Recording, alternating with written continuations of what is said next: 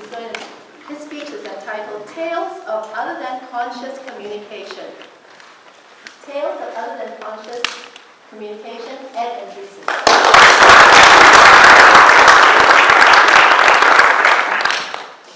30 years ago, my father, my brother, and I went on a dream vacation. We took a safari to Africa. But I'm not going to talk about that. I am going to talk about an incident that happened the very first night we were in Africa. We were all dead asleep. It was around 2 o'clock in the morning. We're laying there, and I hear, "Jay!" I snapped awake. I looked over, and there was my brother laying next to me. My dad was in the bed next door. And I looked over at my brother, and he says, "Jane!" Now my father snaps awake. I look at my father. He looks at me. We look down at my brother, and my brother says, "Jane." So finally, I push him away. Tommy, wake up. What are you doing? Groggily woke. He says, "What do you want?" I said, "You're sleep talking." He says, "Oh, okay. Jane." Well, ladies and gentlemen, guests and fellow Toastmasters, that was one of my first encounters with what I call other than conscious communication. And over the years, there's been many incidents like that because I grew up in a family of sleep talkers. And I actually married a sleep talker. And I seem to encounter sleep talkers wherever I go. So I'm going to share with you some of the experiences I've had with sleep talkers. I'd like to start with my wife. And I discovered she was a sleep talker a few months after we were married. Again, middle of the night, dead asleep. I'm lying there and I hear, "We're not going to the wedding!"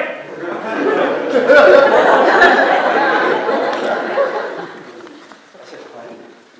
She says, "We're not going to the wedding!" Now I realize she's sleep talking. And I thought, maybe I can have some fun. So I said, "We are going to the wedding." And I see her cry. "No, we're not going to the wedding." I said, "Why not?"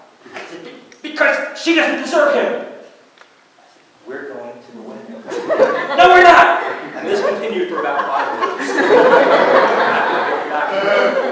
The next morning, when she woke up, I walked over to her and I said, "Had an interesting dream about the wedding, huh?"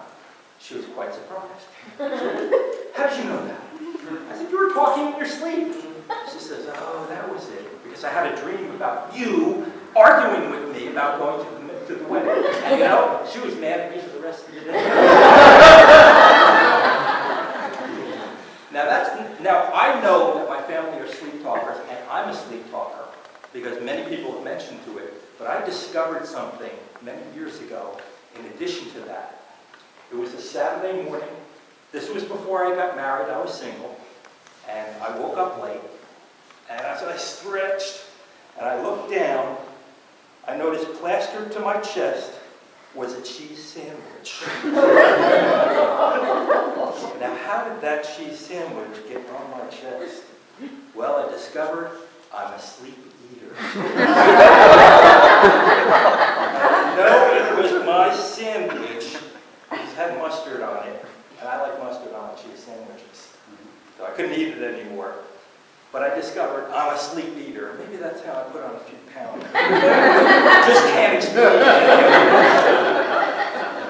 Now another incident, not just family, but with a coworker many years ago. I was working in Somerset, selling homes. And I had an elderly gentleman that I worked with. His name was Phil. And he was in his 80s, but he still wanted to work. And he was very good at selling homes. He was very fatherly. People trusted him. But he had a tendency to nod off during the day. So one day I was walking past his office, and I hear coming from his office, "Did you get it?" I turned around and walked back, and I noticed he was seated with his back to me looking out the window. I said, "Get what, Phil?" And he said, "You know." I said, "No, I don't, Phil. What?" "Did you get it?" I said, "No, Phil, I don't know what you're talking about." He says, "Yes, you do." I said, "Whoa."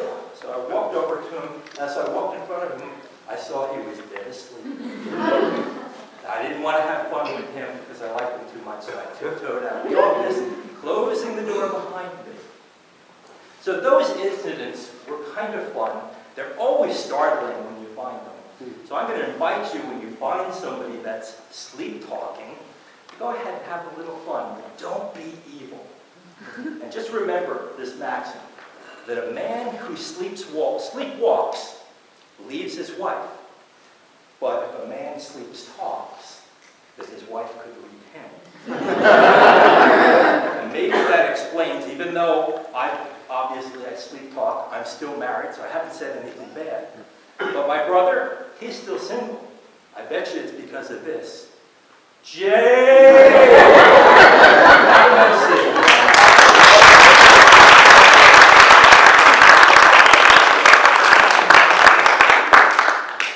Let's give the judges a minute to tabulate their votes.